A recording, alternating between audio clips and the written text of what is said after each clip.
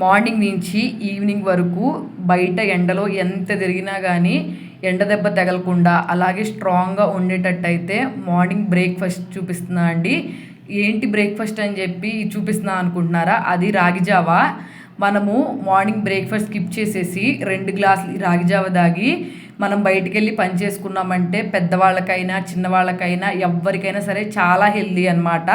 Process ఏంటో చెప్పేస్తాను late చేయకుండా. ఫస్ట్ 1.5 టేబుల్ స్పూను రాగి పౌడర్ని వాటర్లో వేసుకొని మిక్స్ చేసుకొని పెట్టేసుకోవాలి.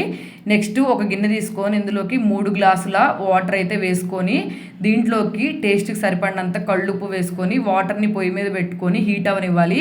వాటరు బాగా హీట్ అయిన తర్వాత మనం ముందుగా రాగి పిండి నీళ్ళలో కలిపి ఉంచుకున్నాం కదా, అదైతే ఈ వాటర్లోకి యాడ్ చేసేసుకొని కొంచెం చిక్కగా అయ్యేంత వరకు అయితే మిక్స్ చేసుకోవాలి.